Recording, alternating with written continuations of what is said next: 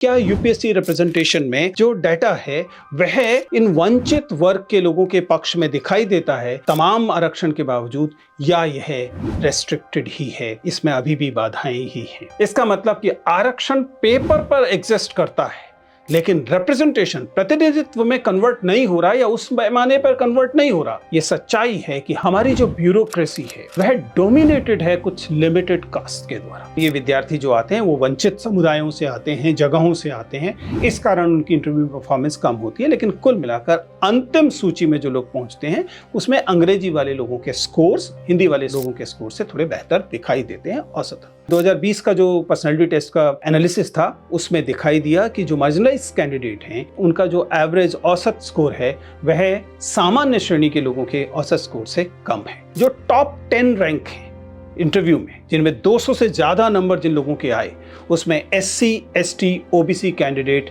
नील है। बहुत सारे SC, ST ऑफिसर्स को देखेंगे कि वो सर्विसेज में पहुंच जाते हैं लेकिन उन सर्विसेज के टॉप जगहों पर नहीं पहुंच पाते। टीना डाबी के बारे में बात कीजिए तो उनकी कास्ट पर लोगों का बल बढ़ गया और जल्दी ही यूपीएससी टॉपर, IAS टॉपर दलित टॉपर में बदल गए। कोटा देने से सोशल जस्टिस नहीं आता। राजा का बेटा अब राजा नहीं बनेगा, हर पद हकदार को ही मिलेगा। भारतीय संविधान का यह वादा, आज हम इसी पर बात करने वाले हैं। हम बात करेंगे इस केंद्रीय वादे पर जो कि भारतीय संविधान ने गणतंत्र बनने के दौरान कहा कि हम इस देश में पूरी तरीके से प्रत्येक नागरिक को प्रत्येक सपना लेने का हक होगा। हम जांचेंगे कि क्या यूपीएससी रिक्रूटमेंट पर यह लागू होता है, क्या यूपीएससी रिक्रूटमेंट में हमें यह वादा पूरा होता हुआ दिखाई देता है या नहीं, या फिर हमारा लोकतंत्र तमाम स्ट्रक्चरल तरीकों से सुनिश्चित करता है कि जो मार्जिनलाइज्ड जातियां हैं, जो मार्जिनलाइज्ड कास्ट हैं, उनकी अवसर सीमित रहें, रेस्ट्रिक्टेड रहें। नमस्कार साथियों, प्लीज सिट डाउन में आपका स्वागत है। आज हम इसी संवैधानिक वादे की परख करेंगे आज की वीडियो में। हमने बार बार जाति को लेकर बात की है लेकिन आज हम डेटा के साथ इस बात को समझने की कोशिश करेंगे कि क्या यूपीएससी रिप्रेजेंटेशन में जो डाटा है वह इन वंचित वर्ग के लोगों के पक्ष में दिखाई देता है तमाम आरक्षण के बावजूद, या यह रेस्ट्रिक्टेड ही है, इसमें अभी भी बाधाएं ही हैं। अगर आप इस डाटा को देखें तो पता लगता है कि IAS, IFS और IPS जो कि क्रीम पोस्ट हैं यूपीएससी द्वारा, इनमें 7.65% SC रिप्रेजेंटेशन है। आपको याद होगा कि आरक्षण 15% का होता है। ST रिप्रेजेंटेशन 3.8% है और OBC रिप्रेजेंटेशन 15.92% है। सबको मिला लिया जाए तो देश की आबादी में ये लगभग आधी से ज्यादा आरक्षण होना चाहिए और अगर आबादी देखें तो लगभग 75% बनता है। उसके बावजूद ये रिप्रेजेंटेशन 15.92%, 3.8% और 7.65% पर ही रेस्ट्रिक्टेड है। क्यों आरक्षण के बावजूद इन वर्गों का प्रतिनिधित्व सीमित है इन सेवाओं में? इसे थोड़ा समझने की कोशिश करते हैं। क्यों जो रिजर्व सीट हैं वो भी अनफिल्ड रह जाती हैं, अंडर यूटिलाइज रह जाती हैं और रिप्रेजेंटेशन पूरा क्यों नहीं होता? ध्यान रखिएगा, अगर आरक्षण को पूरी नीयत से लागू किया जाए तो वास्तविक प्रतिनिधित्व आरक्षण से कुछ ज्यादा होना चाहिए, क्योंकि स्वाभाविक तौर पर कुछ लोग ऐसे होंगे जो अनरिजर्व कैटेगरी में क्वालिफाई करते होंगे और जाहिर है कि जो रिजर्व कैटेगरी की में क्वालिफाई करेंगे वो तो होंगे ही। तो कुल मिलाकर उनका जो अनुपात है वह आरक्षण से कुछ ज्यादा होना चाहिए, दरअसल वह आरक्षण से काफी कम है। क्यों? इस हिस्टोरिकल एविडेंस को समझिए कि 2011 में 149 सेक्रेटरी लेवल पोजीशन थी जिनमें से एक भी दलित नहीं था, SC नहीं था। 2011 का डाटा है, जाहिर है कि कुछ पुराना डाटा है, अब कुछ फर्क पड़ा होगा लेकिन इसके बावजूद बहुत बड़ा बदलाव नहीं हुआ है। इसका मतलब कि आरक्षण पेपर पर एग्जिस्ट करता है लेकिन रिप्रेजेंटेशन प्रतिनिधित्व में कन्वर्ट नहीं हो रहा या उस पैमाने पर कन्वर्ट नहीं हो रहा जिस पैमाने पर उसे कन्वर्ट होना चाहिए था। आखिर क्यों हो रहा होगा, आज के वीडियो में आगे हम इस पर और चर्चा करेंगे। लेकिन कुल मिलाकर ये सच्चाई है कि हमारी जो ब्यूरोक्रेसी है वह डोमिनेटेड है कुछ लिमिटेड कास्ट के द्वारा। आप देख जाइए, कैबिनेट सेक्रेटरी किस पोजीशन से आए हैं, सेक्रेटरीज किस पोजीशन से आए हैं, डायरेक्टर जनरल्स किस पोजीशन से आए हैं और एम्बेसडर्स किस पोजीशन से आए हैं। आपको समझ में आएगा कि वास्तव में IAS, IPS, IFS सब जगह पर कुछ सीमित समूह हैं जो डोमिनेट करते रहे हैं और ये ऐसा आजादी के बाद से लगातार हो रहा है। तो सबसे पहले तो हम समझें कि ये बैरियर्स क्या हैं। पहला बैरियर तो जाहिर है कि लिखित परीक्षा होती है, लेकिन ये केवल लिखित परीक्षा पर नहीं है, इससे परे जाता है ऐसे अदृश्य बैरियर्स जो रोकते हैं प्रतिनिधित्व को। ध्यान रखें, हम बात फिलहाल प्रतिनिधित्व की कर रहे हैं। ये सही है कि सब लोग एक ही परीक्षा देते हैं और ये तर्क बार बार दिया जाता है कि परीक्षा सबकी बराबर है। फिर ये दावा क्यों किया जाता है कि कुछ लोगों को फायदा मिल रहा है क्योंकि सबने तो सेम परीक्षा दी थी।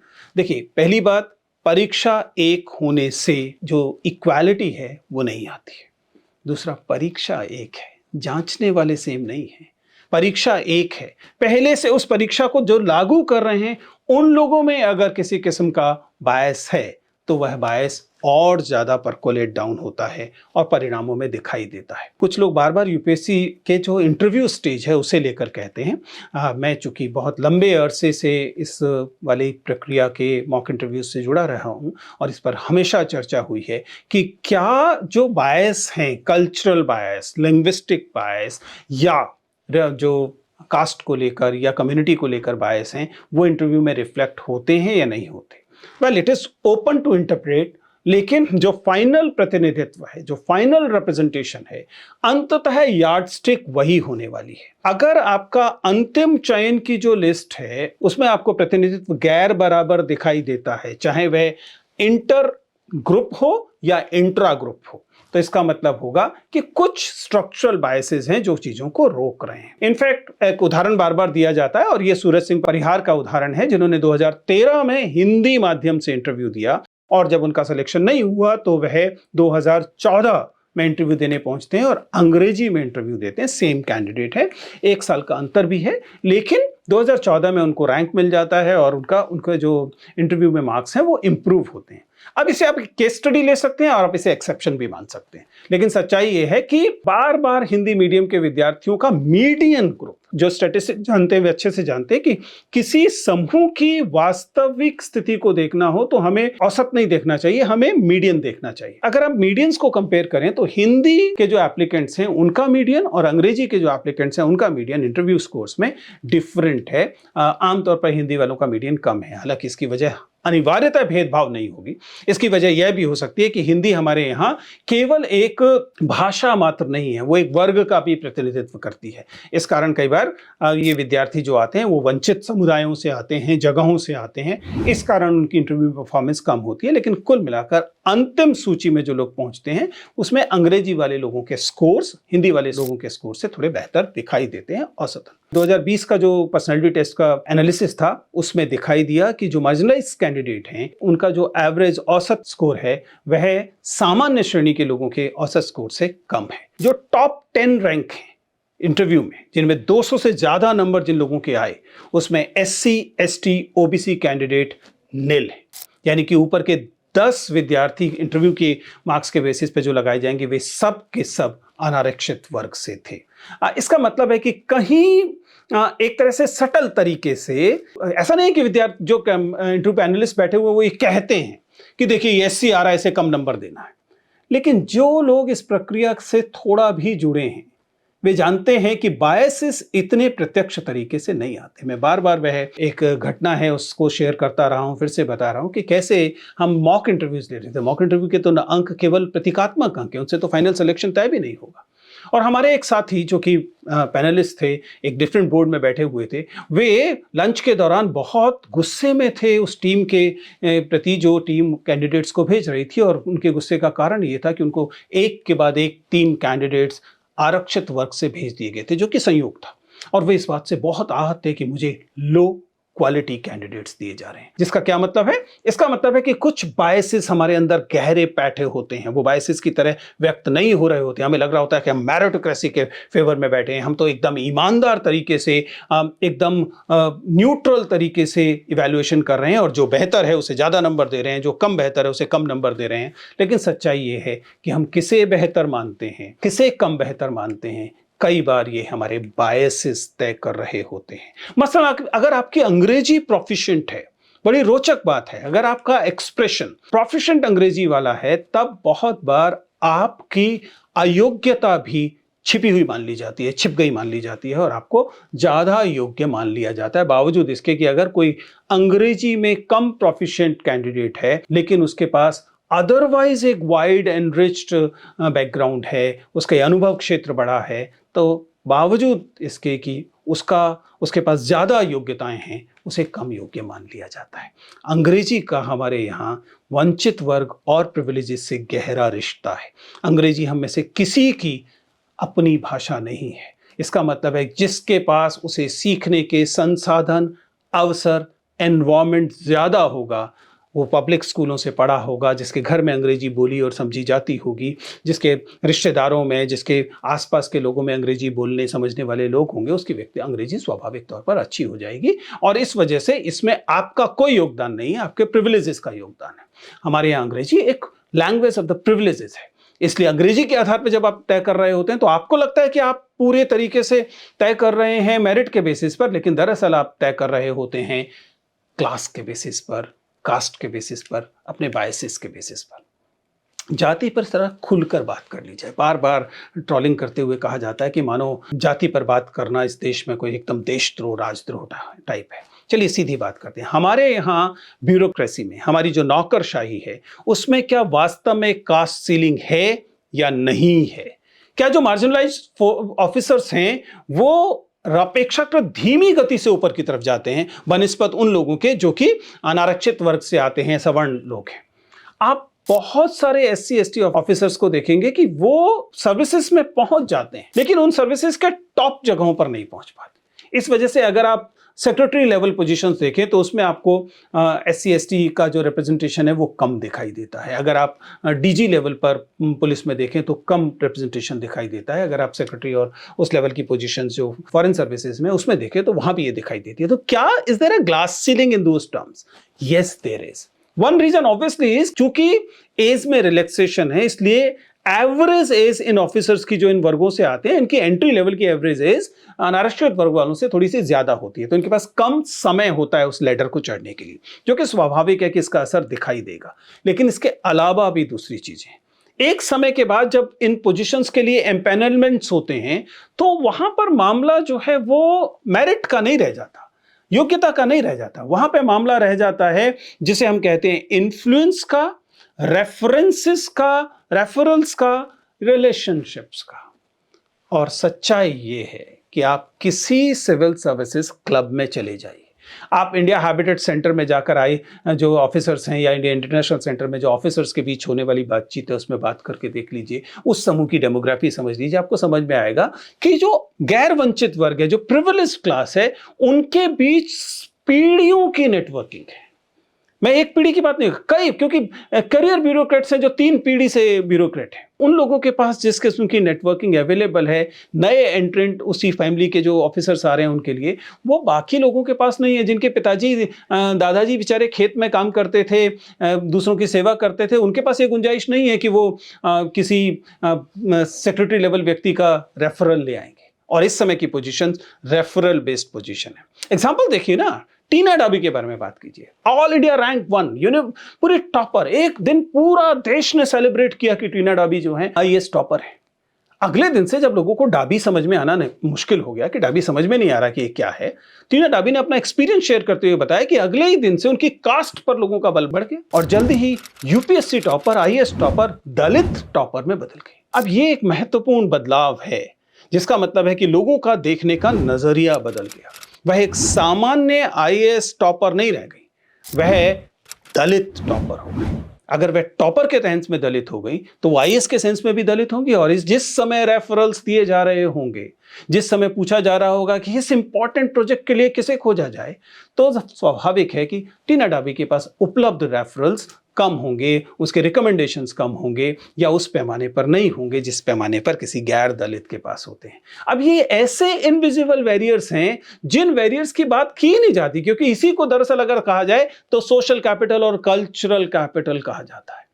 ये वह कैपिटल है जो कि एक पीढ़ी में अर्जित नहीं की जाती, जो केवल योग्यता से अर्जित नहीं की जा सकती। सबसे इंपॉर्टेंट बात, ये परीक्षा पास करके अर्जित नहीं की जा सकती।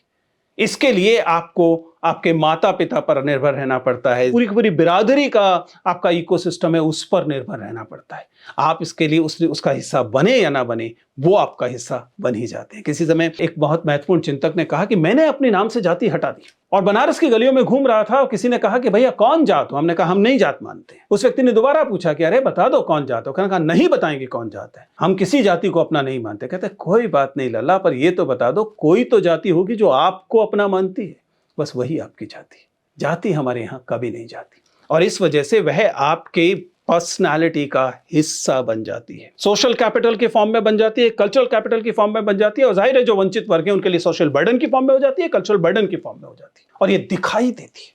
ये आपके ऊपर चढ़ने के रास्ते की बाधाओं के तौर पर दिखाई देती है और यूपीएससी जैसी बॉडी जो कि कॉन्स्टिट्यूशनली न्यूट्रल है, लेकिन क्या सोशल इनइक्वालिटीज और डिस्टॉर्शंस जो हैं वो उनके आउटकम में नहीं दिखाई देते? दिखाई देते हैं। आप इस बात को देखिए ना कि जो लेटरल एंट्री हो रही है, जो कि यूपीएससी जाहिर है कि उसे अप्रूव कर रहा है, उसमें कितने वंचित वर्ग के लोग पहुंच रहे हैं जरा देख के बताइए ना, क्योंकि उसमें आरक्षण नहीं है और आप एकदम ज्वाइंट सेक्रेटरी लेवल पे लोगों को पहुंचा रहे हैं। उनमें से कितने लोग आरक्षित वर्ग के हैं जो इस लेटरल एंट्री से जा रहे हैं? आप पाएंगे कि शून्य, न के बराबर है। मैंने तो कोई सुना नहीं। अगर आपने कोई सुना हो तो बताइएगा कि लेटरल एंट्री से उसका वह पहुंचा है और वह वंचित वर्ग से आता है। और जाहिर है कि हम जब सोशल कैपिटल की बात कर रहे हैं, कल्चरल कैपिटल की बात कर रहे हैं, तो हम इस बात की बात करेंगे कि उन परिवारों को, उस बच्चे को कौन सी स्कूलिंग मिली, कौन से क्षेत्र से आया, हिंदी मीडियम से था कि अंग्रेजी मीडियम से था, उसको टीचर्स कौन पढ़ा रहे थे। आप एकदम संस्कृत स्कूल के बच्चे को सीधा छंगामल इंटर कॉलेज के बच्चे से कंपेयर करना शुरू करते हैं, क्योंकि आपके हिसाब से परीक्षा एक ही है। इस परीक्षा के एक होने से दोनों की कल्चरल कैपिटल एक नहीं हो जाती। And then this capital is further magnified by certain ecosystems. The ecosystem of coaching mentoring. ये ecosystem coaching mentoring का अपर कास्ट एफ्लुएंट क्लासेस और नेटवर्क को और बेहतर सुविधाएं दे देता है, जिसकी वजह से ये गैप और बढ़ जाता है। क्योंकि यह जो कोचिंग सेंटर्स हैं, ये जो मेंटरिंग की जगह हैं, ये आपकी पूरी पर्सनालिटी को बदलने की ना तो क्षमता रखते हैं, ना ही सपना रखते हैं। वो आपको इस परीक्षा के लिए तैयार करने की कोशिश करते हैं और ऐसे में जिस अंग्रेजी को लेकर आप आए, जो मेंटरशिप आपके पास उपलब्ध थी और जो आत्मविश्वास आपने इस तमाम कल्चरल कैपिटल से हासिल किया था, वह एक डिफरेंशिएटिंग फैक्टर बन जाता है। And then obviously as I said, the post selection हो जाने के बाद इंस्टीट्यूशनल सपोर्ट, मोबिलिटी और इनफॉर्मल नेटवर्क्स जो हैं वो उन लोगों के पास बेहतर होते हैं जो लोग उन वर्गों से आते हैं जिन वर्गों का पहले से आधिपत्य इन सेवाओं में है। तो अगर एक्सप्लिसिट बायस ना भी हो सिलेक्शन में, तब भी इस पूरी एम्प्लॉय लाइफ साइकिल का, इस ऑफिसर लाइफ साइकिल का बायस जो है वह सुनिश्चित करता है कि आप किस जाति में पैदा हुए थे, आप किस समुदाय में पैदा हुए थे, उसके साथ जो कल्चरल कैपिटल, सोशल कैपिटल आया, वो फर्दर मैग्नीफाई हुआ इस पर्टिकुलर जगह पर पहुंचकर, इस लाइफ स्टाइल में पहुंचकर। हालांकि एंट्री लेवल बायसेस भी हैं। बहुत सारे लोग इस बात को लेकर काउंटर आर्गुमेंट देते हैं और ये काउंटर आर्गुमेंट सुने जाने चाहिए, ऐसा नहीं कि इन्हें नहीं सुना जाना चाहिए। मसलन कहा जाता है कि जो अगर ये सारे इतने बायसेस हैं, इतना भेदभाव है, तो फिर SC ST OBC के टॉपर कहां से आ जाते हैं? टीना डॉबी ने भी तो टॉप किया, वो दलित वर्ग से आती है, उसके बावजूद उन्होंने टॉप किया। आप कहते हैं कि बैरियर्स हैं, रोक रहे हैं। यस, दे डू एग्जिस्ट, लेकिन मामला एक नंबर का नहीं है, अनुपात का है। कितने SC ST OBC टॉपर्स होने चाहिए थे परीक्षाओं में? अगर आप सामान्यतः परीक्षाएं में देखें तो आधी आबादी से ज्यादा, चूंकि SC ST OBC की है, यानी कि आधे से ज्यादा टॉपर्स जो हैं, रैंक 1, रैंक 2, रैंक 5, रैंक 10 जो हैं, वो इन वाले समूहों से आने चाहिए थे। वास्तव में कितने आते हैं? आप पाएंगे कि दरअसल यह संख्या बहुत कम है, लगभग ना के बराबर। आप दिखाने के लिए ठीक ऐसे है जैसे कि आपको बार बार गरीबों में कोई रिक्शा चलाने वाले का बच्चा, किसी मेहनत कश व्यक्ति का बच्चा जब कोई सिविल सर्विसेज जैसी परीक्षा पास करता हुआ दिखाई देता है, तो आप उसको बहुत ज्यादा सब जगह दिखाते हैं, ताकि आप उस गिल्ट से, उस अपराध बोध से बाहर आ सकें कि देश की आबादी के अनुपात में ये लोग क्यों नहीं। आपको हर साल 2, 3, 4 ऐसे लोग मिलेंगे जो कि मेहनत कश परिवारों से आते हैं और उसके बावजूद परीक्षा तोड़ लेते हैं, लेकिन they are exceptions rather than norm, and that is what exceptions always prove the point rather than counter the point. And the idea of meritocracy is shaped by the resources, the cultural capital and the social grooming. It's not just about the individual intelligence alone. आपने व्यक्तिगत तौर पर क्या मेहनत की, आपकी प्रतिभा क्या थी, इसी से नहीं तय हो रहा होता कि आप में मेरिट है कि नहीं। क्योंकि मेरिटोक्रेसी की परिभाषा जिन सवालों पर है, मेरिटोक्रेसी का के मापदंड जो हैं वो संसाधनों पर निर्भर करते हैं, सांस्कृतिक का जो आपकी पूंजी है उस पर निर्भर करते हैं, आपकी सोशल ग्रूमिंग पर निर्भर करते हैं, ना कि केवल आपके मेधा पर, आपके इंडिविजुअल जो आपकी क्षमताएं हैं उन पर निर्भर करते हैं। सवाल फिर यह है कि क्या हम यही ऐसे ही लड़ते रहेंगे या यह विश्लेषण कहीं हमें लेकर भी जाएगा? किस दिशा में हम जाना चाहते हैं, हम क्या चाहते हैं? देखिए, पहला महत्वपूर्ण बिंदु, आरक्षण का उद्देश्य गरीबी हटाना नहीं है। हमने बार बार इस बात को दोहराया। उसका उद्देश्य प्रतिनिधित्व बढ़ाना है। यह मामला प्रतिनिधित्व का है। आपकी आबादी में जो अनुपात है वह अनुपात हर सत्ता वाली जगह पर दिखना चाहिए। अगर आप 4% हैं आबादी में तो आपको 4% का प्रतिनिधित्व सिविल सेवा में भी मिलना चाहिए, मिलिट्री में भी मिलना चाहिए, स्पोर्ट्स में भी मिलना चाहिए, विश्वविद्यालयों में भी मिलना चाहिए। अगर ये 4% से कम है तो आपके साथ अन्याय है और स्ट्रक्चरल भेदभाव है। लेकिन अगर ये 4% की जगह पे 40% है या 50% है, जैसा कि कुछ समुदायों के मामले में, कुछ जातियों के मामले में दिखाई देता है, तब इसका मतलब है कि किसी का हक छीन कर इसे हासिल किया गया है, चाहे यह मेरिटोक्रेसी के नाम पर ही क्यों ना किया जा रहा हो, क्योंकि अंततः स्ट्रक्चरल इनइक्वालिटीज इसको बढ़ा रही होती है। फिर क्या किया जाए? जो किया जाए वो ये है कि आरक्षण कम नहीं, आरक्षण से परे सोचा जाए। क्यों आरक्षण के बावजूद प्रतिनिधित्व बराबर नहीं है? हमारी रिक्रूटमेंट में क्या गड़बड़ है? हमारे यहाँ क्या पर्याप्त स्कॉलरशिप्स दी जा रही हैं कि नहीं? क्या हमारे यहाँ पर्याप्त इंस्टीट्यूशनल सपोर्ट इन समूहों को दी जा रही है कि नहीं? क्या स्कूलों कॉलेजों में भेदभाव तो नहीं हो रहा? क्या स्कूलों कॉलेजों में इस बात को सुनिश्चित किया जा रहा है कि इनको पर्याप्त मनोबल बढ़ाने की चीजें की जा रही हों? क्योंकि तमाम समुदाय जो कि आरक्षित समुदाय से आते हैं उनको इन सब जगहों पर बर्डन फेस करना पड़ता है, और इस कारण आपको अंततः आप मेरिटोक्रेसी के नाम पर उन्हें काट के बाहर कर सकते हैं। यानी कि सच्चाई यह है कि आरक्षण होने के बावजूद जो स्कॉलरशिप थी, जो सपोर्ट था मार्जिनलाइज सेक्शन को लेकर, आप देखेंगे एससी, एसटी, ओबीसी, माइनॉरिटीज की जो स्कॉलरशिप्स थी, पता कीजिए जेएनयू में जाकर बच्चे बेचारे बार बार आकर प्रतिरोध कर रहे होते हैं कि उनको कब से स्कॉलरशिप्स नहीं मिल रही, स्कॉलरशिप श्रिंक कर रही है, स्कॉलरशिप बंद कर दी गई। बहुत सारी वे स्कॉलरशिप जो माइनॉरिटीज को दी जाती थी अब बंद कर दी गई। इसका मतलब यह है कि अनारक्षित वर्ग के लोग जो हैं उनकी जो रिलेटिव एडवांटेज है वो इससे बढ़ जाती है, क्योंकि जो एडिशनल सपोर्ट थी वो हटा दी गई और केवल आरक्षण के भरोसे छोड़ दिया गया। सोशल जस्टिस में स्टेट को इन्वेस्ट करना होता है, राज्य को निवेश करना होता है। केवल कोटा देने से सोशल जस्टिस नहीं आता। कुल मिलाकर हम ये कह रहे हैं कि डेमोक्रेसी की डिमांड है, गणतंत्र की डिमांड है। आखिर गणतंत्र का मतलब क्या है? गणतंत्र का मतलब यही है ना कि इस देश में हर पद प्रत्येक व्यक्ति के लिए, अगर वो अदरवाइज एलिजिबल है, तो खुला होना चाहिए। हर व्यक्ति को इस पद के योग्य बनाना भी तो इसी डेमोक्रेसी की डिमांड है। लेकिन अगर ये डेमोक्रेसी, ये गणतंत्र हर व्यक्ति को इन पदों के लिए या हर वर्ग के व्यक्ति को इन पदों के लिए पर्याप्त योग्य नहीं बना पा रहा, तब भी गड़बड़ है। और इसलिए जो मेरिट का कॉन्सेप्ट है उसे आपको कास्ट की एडवांटेजेस से डिटैच करना होगा। कास्ट की एडवांटेजेस जो आपके पास होती हैं, जैसे मैंने कहा, रेफरल्स की हैं, रिकमेंडेशंस की हैं, कल्चरल जो आपके पास कैपिटल है उसकी हैं, सोशल कैपिटल की हैं, आप अपने मेरिट को उससे डिटैच कीजिए, तब आप पाएंगे कि कुछ बदलाव शुरू होगा। जो मार्जिनलाइज सेक्शन के ऑफिसर्स आगे पहुंचते हैं उनको उनकी कैपेसिटी बिल्डिंग पर क्या पर्याप्त ध्यान दिया जा रहा है? नहीं दिया जा रहा। उसे ध्यान को देने की जरूरत है, क्योंकि मेरिटोक्रेसी को आप बार बार सोशल जस्टिस को समाप्त करने के तर्क की तरह इस्तेमाल नहीं कर सकते, नहीं करना चाहिए। मैं जानता हूं कि इसे लेकर आपकी राय बहुत ही पोलराइज्ड होने वाली है। मैं जानता हूं कि आप में से कुछ इस बात से बहुत प्रसन्न नहीं होंगे। मैं आपको इन्वाइट करता हूं, आइए शेयर कीजिए अपने व्यूज और बताइए कि क्यों आपको लगता है कि प्रतिनिधित्व का सवाल आरक्षण के सवाल से जोड़कर नहीं देखा जाना चाहिए। बताइए आपको क्यों लगता है कि मेरिटोक्रेसी की जो परिभाषा दी जाती है वह एंटी दलित है, वह एंटी मार्जिनलाइज्ड है, या नहीं है तो भी बताइए। आपको क्या लगता है कि आरक्षण के सवाल पर बहस को अब बंद कर देना चाहिए? मुझे लगता है कि आपको खुलकर अपनी राय देना चाहिए। आपका स्वागत है, मैं आपके कमेंट्स का इंतजार करूंगा।